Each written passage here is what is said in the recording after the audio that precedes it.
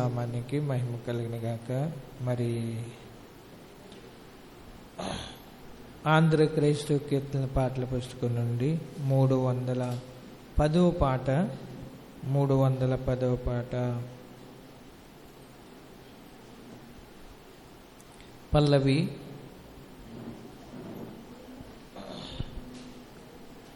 దయతో 3వ చరణం వరకు 3వ చరణాన్ని పాడుకుని పల్లవి 3వ చరణాన్ని పాడుకున్న తదుపరి దేవుని వాక్యం మీద ఆంధ్ర క్రైస్తవ కీర్తనల పాటల పుస్తకము నుండి 310వ పాట హృదయమనుడు తలుపు నొద్ద అనే పాట పల్లవి 3వ చరణం ఒకటి మాత్రమే. హృదయమనుడు తలుపు నొద్ద యేసు నాదుండు,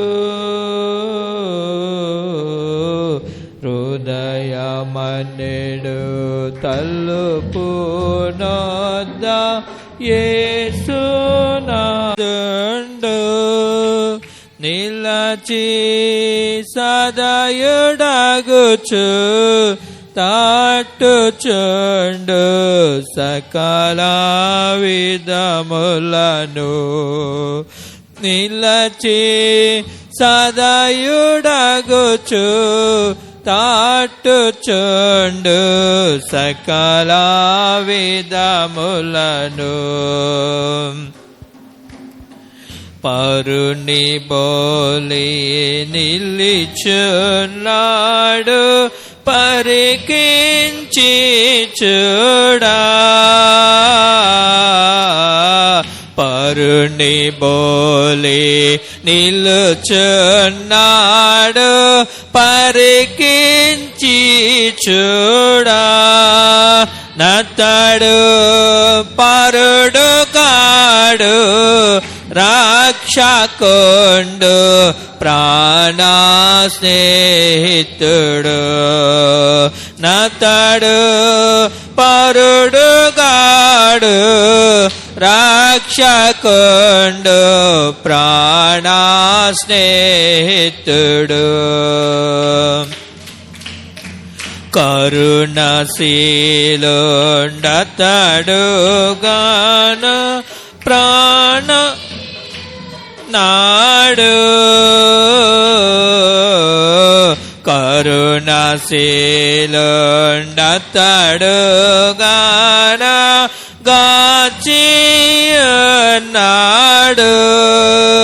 యేసు కరుణ నిరిగి గారవింప గరము న్యాయంబు, యేసు కరుణ నిరిగి గారవింప గరము న్యాయంబు, హృదయమనుడు తలుపు నొద్ద యేసు నాదుండు,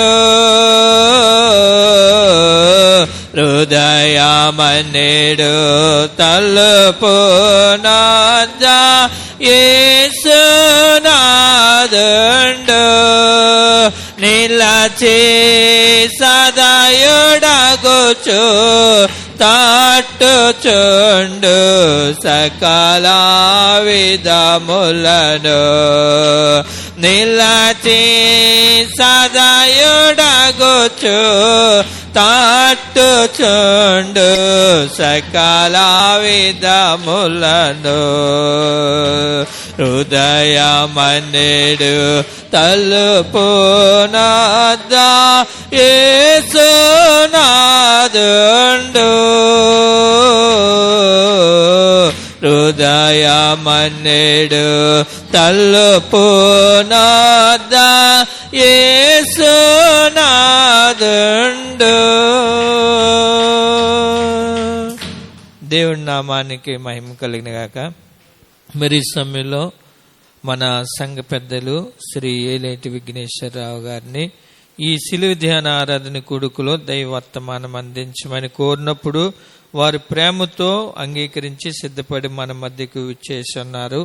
మరి సంఘము తరపున, నా కుటుంబం తరపున మరొకసారి వారికి వందనాలు తెలియచేసుకుంటూ మరి సమయంలో దైవ వర్తమానం అందించవలసిందిగా వారికి సమయాన్ని హృదయపూర్వకంగా అందిస్తా ఉన్నాను.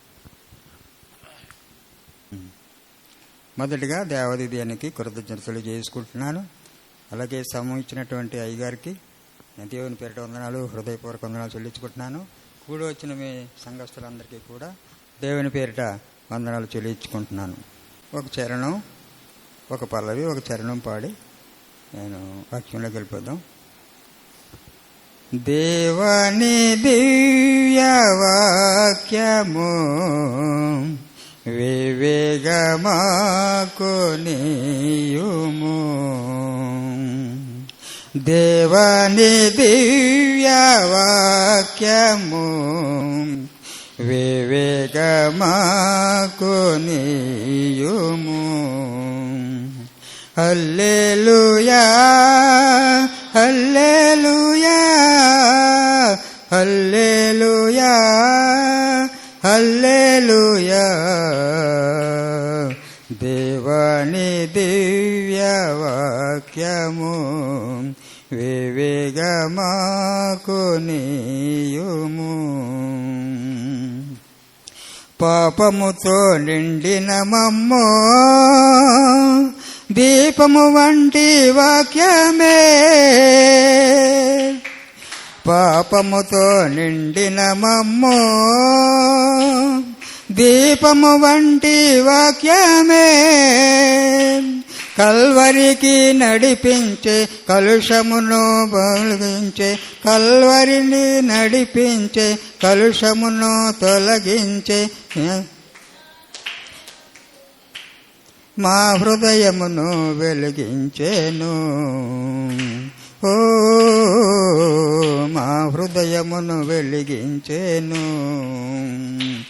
దేవాని దివ్య వాక్యము వివేగమాకు నీయుము, దేవాని దివ్య వాక్యము వివేగమాకు నీయుము. హల్లెలూయా. చిన్న వాక్యం చదువుకుని వాక్యంలో గెలుపుదాం. నిర్గమకాండము 34వ అధ్యాయము 28వ వచనము నేను చదువుతున్నాను. అతడు 40 రేయింబగళ్ళు యెహోవాతో కూడా అక్కడ నుండెను. అతడు భోజనం చేయలేదు, నీళ్లు త్రాగలేదు. అంతలో ఆయన ఆ నిబంధన వాక్యములను అనగా 10 ఆజ్ఞలను ఆ పలక మీద వ్రాసాను. దేవుని పరిశుద్ధ వాక్యము దీవించునుగాక. చిన్న ప్రార్థన చేసుకుందాం. పరిశుద్ధుడైన మా ప్రియ పలక తండ్రి, నీ నామమునకు వందనాలు, స్తుతులు, స్తోత్రములు స్తోత్రములు స్తోత్రములు స్తోత్రములు. ఆయన ఇదిగో ప్రభానైనా ఎన్నిక లేని వాడిని, ప్రభానైనా నేనా ఎదుకు పనికిరాని వాడిని అయినప్పటికీ ప్రభా నీ సన్నిధిలో నిలవబెట్టి నీ వాక్యాన్ని వినిపింపచేయడానికి ఇచ్చినటువంటి ఈ కృపను భాగ్యాన్ని బట్టి నీకు వందనాలు, స్తుతులు, స్తోత్రములు స్తోత్రములు స్తోత్రములు. ఆయన ఇదిగో ప్రభానైనా ఈ వాక్యాన్ని నేను వినిపించుండగా ప్రభా నన్ను మరుగుపరిచి మీరే మాట్లాడమని ప్రార్థించుకొనిచున్నాను తండ్రి. స్తోత్రములు ఆయన. అలాగనే ప్రభా నాయన మీరు ఈ మాటలు మాట్లాడుతున్న మీరు ప్రభా నాయన వీరందరికీ ప్రభా చెవుగలను నేను చెవుగలవారు వినున్నట్లును గ్రహించే మనసును వీరందరికీ దయచేయమని నేను సమస్త కార్యములను మీరే తోడు నడిపించమని నేను యేసయ్య పరిశుద్ధ నామమున బ్రతిమాలి వినయంతో అడిగి పొందుకుని నామ తండ్రి, ఆమేన్. ఈనాటి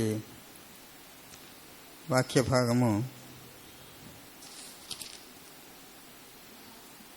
ఇవి ఏ రోజులండి? శిలువ ధ్యాన కూడికలు, అలాగే శ్రమల ధ్యాన కూడికలు, లెంట్ డేస్. అయితే ఈ లెంట్ డేస్లో మనం సందర్భాన్ని బట్టి మనం ఉపవాసం గురించి, మనం అందరూ ఉపవాసం ఉంటున్నాం కాబట్టి ఉపవాసం గురించే మనం 4 మాటలు చెప్పుకుందాం.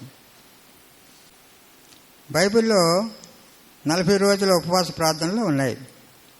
ఉపవాస ప్రార్థన అనగా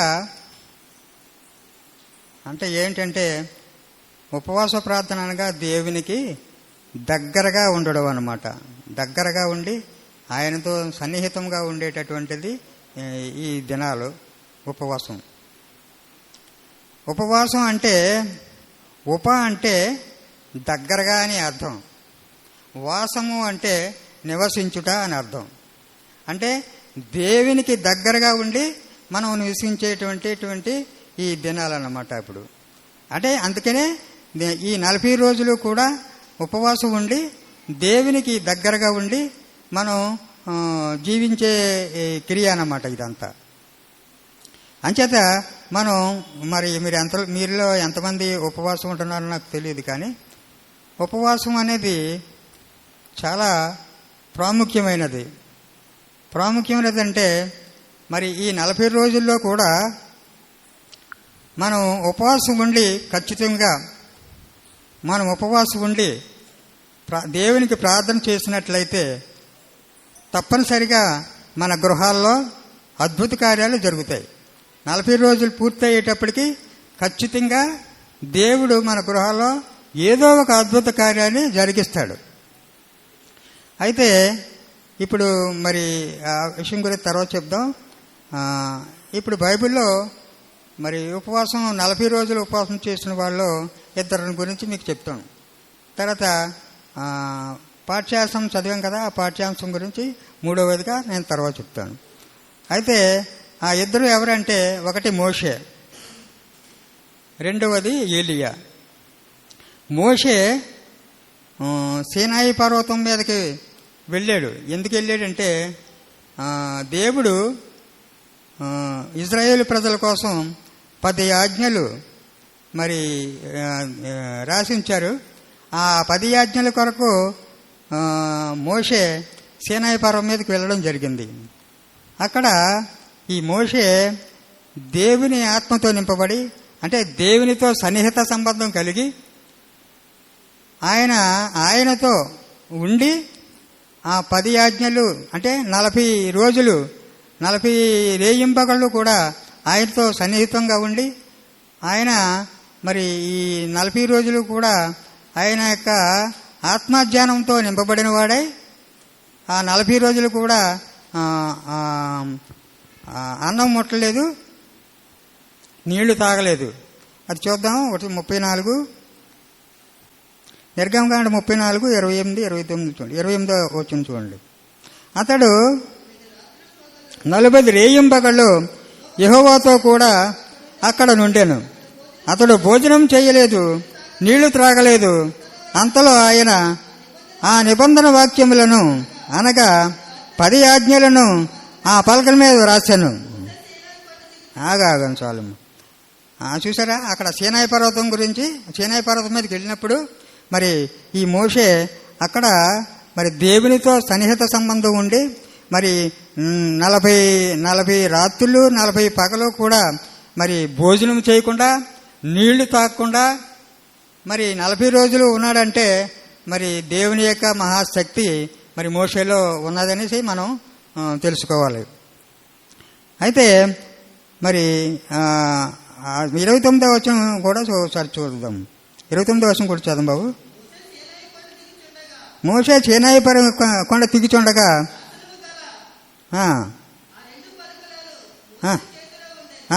మోషే చేతిలో అంటే మరి యెహోవా దేవుడు మరి 2 పలకలు ఇచ్చాడనమాట. 10 ఆజ్ఞలు రాసినటువంటి 2 పలకలు మరి ఆ యొక్క మోషేకి మరి ఇచ్చారు.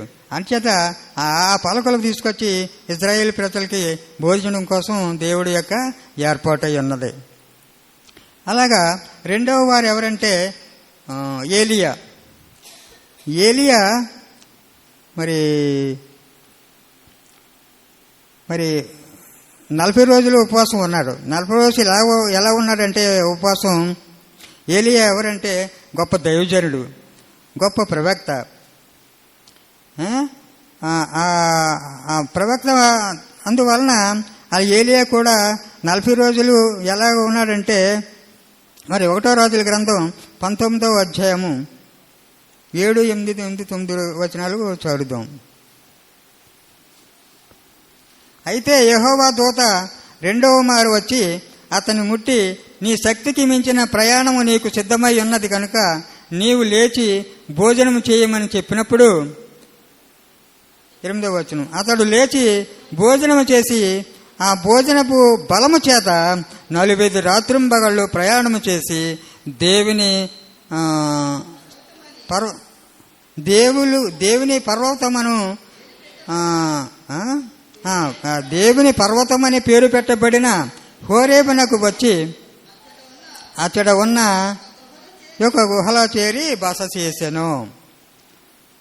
సరే, అతను అది దేవుని దూత మరి ఏలియా దగ్గరికి వచ్చి మరి అంటే ఈ 40 రోజులు ఉపవాసం, మరి ఆ ఉపవాసంతో ఈయన ప్రయాణంకు సిద్ధం చేశాడు దేవుడు. అక్కడ మరి ప్రయాణం ఏదంటే అక్కడ దేవుని పర్వతం అనబడు పేరు పెట్టబడినటువంటి ఒక పర్వతం. ఆ పర్వతం పేరు ఏంటంటే హోరేబు పర్వతం. ఆ హోరేబు పర్వతానికి చేరుకోవడానికి దూత వచ్చి మరి ఏలియా, నీకు ప్రయాణం సిద్ధపడి ఉంది, సిద్ధం చేసి ఉన్నది, నువ్వు భోజనం చేసి నువ్వు బయలుదేరు అనేసి మరి ఆ దూత ఆజ్ఞాపించినప్పుడు ఏలియా ఏం చేశాడంటే మరి ప్రయాణం అప్పుడు మరి ఏమీ లేవు కదండి వాహనాలు. ఆ వాహనాలు లేని దాని మీద కాలినడకనే వెళ్ళడం అంటే ఆ హోరేబు పర్వతానికి చేరుకోవడానికి 40 రోజులు 40 దినాలు 40 రాత్రులు అలా నడుచుకుంటూ వెళ్ళి భోజనం లేకుండా నీళ్లు తాగకుండా మరి ఆ హోరేబు పర్వతానికి ఏలియా చేరుకున్నాడనేసి ఇక్కడ మనకు తెలియజేస్తుంది. అక్కడ 40 రోజులు మరి 40 రాత్రులు కూడా మరి ఎందుకు భోజనం లేకుండా చేయగలిగాడు? మరి దేవదూత ఇచ్చినటువంటి ఆ ఆహారాన్ని భుజించి మరి ఈ ఏలియా బయలుదేరినప్పుడు మరి ఇంకా ఆకలి దప్పులు లేకుండా మరి ఆయన దేవుడు ఆ యొక్క మహత్తర కార్యాన్ని ఏలియా ద్వారా చేశాడు. అయితే ఏలియా ఎంత గొప్ప ప్రవక్త అంటే, ఎంత గొప్ప దైవజనుడు అంటే, ఒకసారి ఏలియా ప్రార్థన చేస్తే ఆకాశం నుండి అగ్ని దిగి వచ్చి మరి ఆ యొక్క దహన బలిని ఆరగించినట్టు ఇక్కడ బైబిల్ గ్రంథంలో మనం తెలుసుకుంటాం. అంతటి దైవజనుడు మరి ఏలియా మరి ప్రార్థన చేస్తే సమస్తము జరిగేవన్నమాట అప్పట్లో. అలాంటి దైవజనుడు ఏలియా మరి 40 రోజుల్లో కార్యక్రమంలో 40 రోజులు ఉపవాసంలో ఆయన కూడా పాలు పంచుకున్నాడు. మొదటి వారు ఎవరంటే మోషే, రెండో వాడు మరి ఏలియా.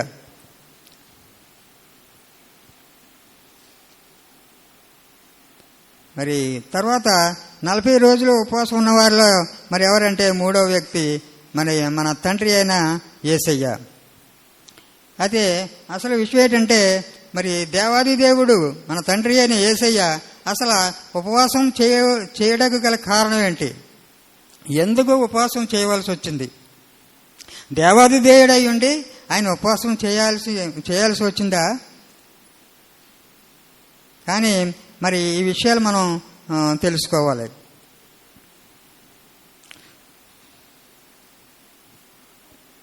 మత్తయి సువార్త 4వ అధ్యాయం 1-2 వచనాలు ఒకసారి చదువుదాం.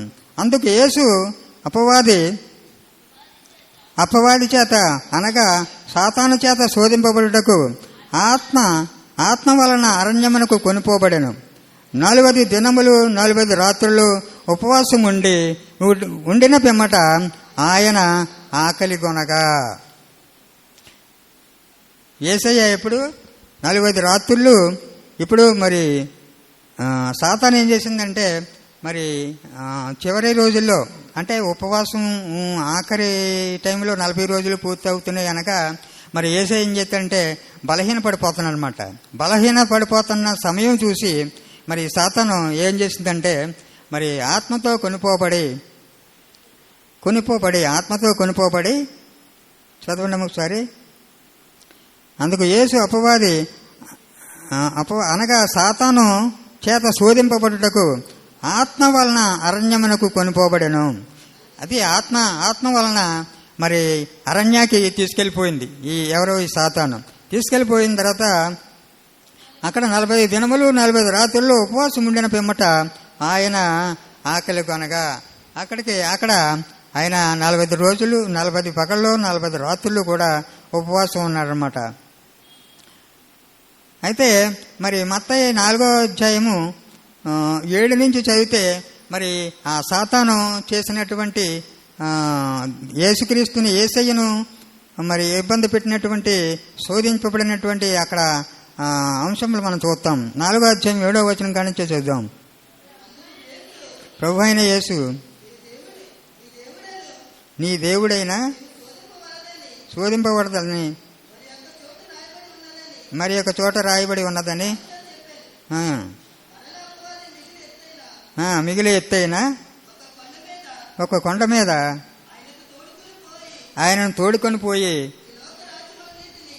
ఈ లోకరాజ్యములన్నిటినీ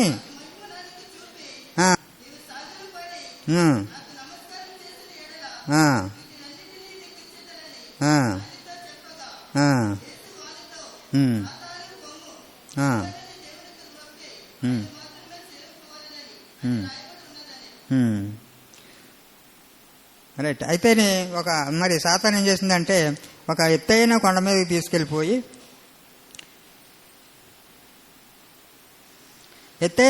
తీసుకెళ్ళిపోయి ఇదిగో నీకు ఈ రాజ్యాన్ని అంతటి నీకు చూపిస్తున్నాను, మరి నాకు సాగిలపడి నమస్కారం చేసినట్లయితే మరి ఇదంతా నీకే ఇచ్చేస్తాననేసి మరి దేవుడితో చెప్పడం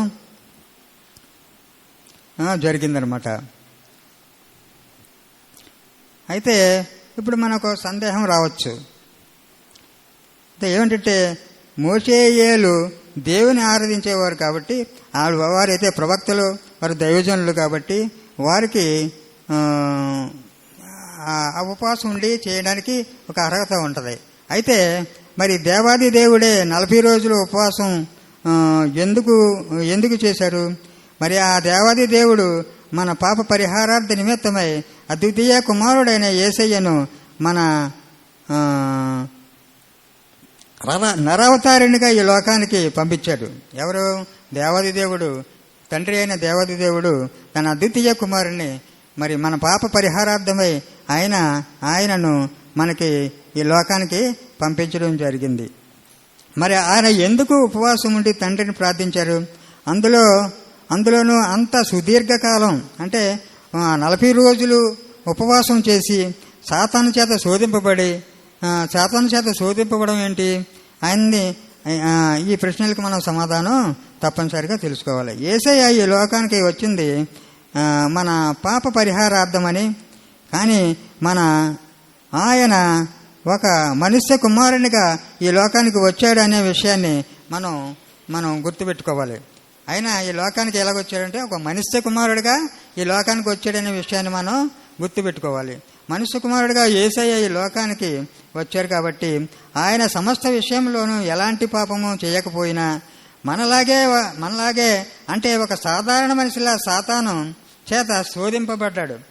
ఆయన ఆ శోధనలు అనుభవించి జయించగలిగారు. కాబట్టి నిత్యం శోధింపబడే మనందరి మామూలు మనుషులకు సహాయం చేయగలవాడై ఉన్నాడని లేఖనాల ద్వారా దేవుడు మనతో మాట్లాడుతున్నారన్నమాట. అంతేకాదు మనుష్యుడు ఇప్పుడైనా తన ఆకలిని జయింపలేని స్థితిలో ఉన్నాడు. మనుషులు మరి ఆకలిని జయించలేని స్థితిలో ఉన్నారనమాట. అలాగే యేసయ్య మరి 40 రోజులు ఆకలిని జయించాడు. ఒక మాదిరిగా మనల్ని చూపించాడు. ఆయన ఆకలిని జయించాడు. అలాగే ఎన్నో శోధనలు కూడా ఇబ్బందులను ఎదుర్కొని ఆయన కూడా సాతానుని జయించాడు. అలాగే మనం కూడా మరి ఉపవాసం ఉండి శోధనలని మరి వ్యసనాలని బాధల్ని ఇబ్బందుల్ని ఎదుర్కొని అన్నిటిని కూడా మనం పోగొట్టుకోవాలంటే దేవుని సన్నిధిలో ఈ 40 రోజులు కూడా ఉపవాసం ఉండి మన దేవునికి ప్రార్థన చేసినట్లయితే మన శోధనలు మన బాధలు అన్నీ పోతాయి. అలాగే హెబ్రీ పత్రిక 2వ అధ్యాయం 18వ వచనం, తాను శోధింపబడి శ్రమ పొందెను గనుక శోధింపబడు వారికి సహాయము చేయగలవాడై ఉన్నాడు.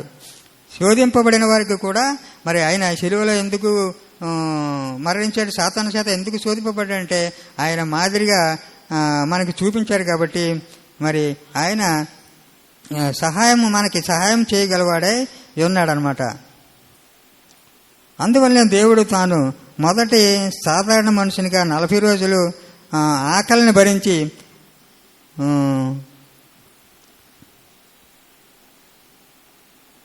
విజయాన్ని సాధించారు, ఆకలిని విజయాన్ని సాధించారు. ఆ తరువాత సాతాను శోధనలు కూడా జయించాడు. అంత మాత్రమే కాదు, మనము శోధనలో పడిపోకుండా నిత్యం మనల్ని కాపాడుకుంటూ ఒకవేళ మనం శోధనలో పడినా ఆయన నమ్మదగిన వాడు కాబట్టి మనం సహింపగలిగినంత కంటే ఎక్కువగా మనల్ని శోధింపబడినట్లు, అంతేకాదు సహింపబడుటకు శోధనలతో పాటు తప్పించుకునే మార్గాన్ని కూడా చూపిస్తున్నాడు. 1 కొరింథీ 10:13 చూసినట్లయితే, సాధారణంగా మనుషులకు కలుగు శోధన తప్ప మరి ఏదియూ మీకు సంభవింపలేదు. దేవుడు నమ్మదగినవాడు. మీరు సహింపదగినంత మట్టుకు కలిగినంత కంటే ఎక్కువగా ఆయన మిమ్ముని శోధింపబడనియ్యడు. అంతేకాదు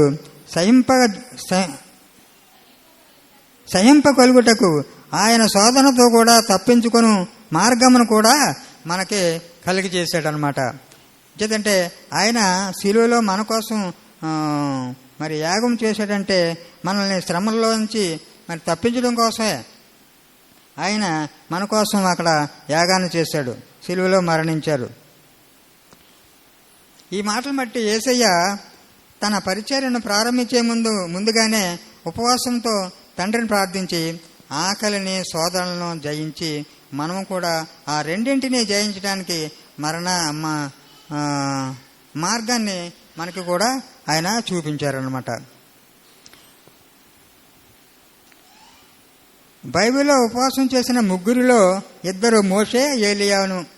వారు తన జనాంగాన్ని కాపాడుకోవడానికి వారు ప్రార్థన చేస్తే వారు ఏం చేశారన్నమాట, ఈ మోషేను ఏలియాను వారి జనాంగాన్ని కాపాడుకోవడానికి మరి వారు ఉపవాసం ఉండి ప్రార్థన చేస్తే యేసయ్య మాత్రం మనమే ఆకలిని జయించి, అంటే మనమే ఎవరో కాదు, మనమే ఆకలిని జయించి సాతాను శోధనలను ఎదిరించి ఉపవాసం ద్వారా దేవునికి దగ్గరగా ఉంటూ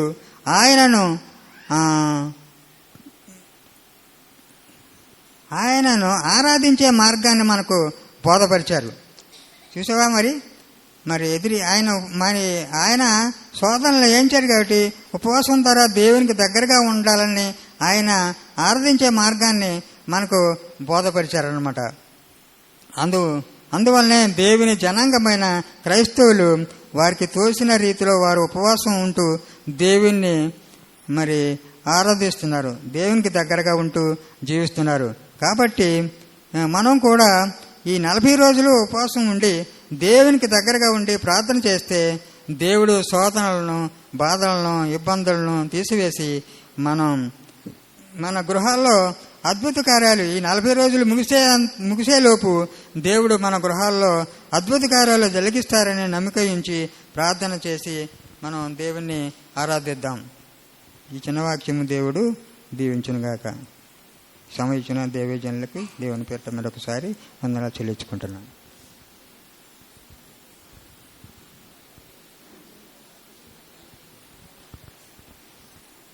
చిన్న ప్రార్థన.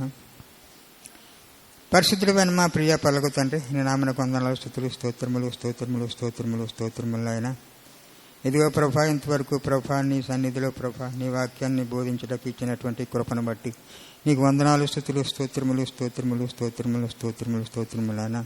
ఇదిగో వాక్యాన్ని ప్రభానైనా, ఈ వాక్యము వృధాగా పోకుండా ప్రభానైనా మాకు అందరి హృదయాల్లోనూ నాటుకునే కృపను మాకు దయచేయమని ప్రార్థించుకొని చున్నాం తండ్రి. స్తోత్రములు ఆయన.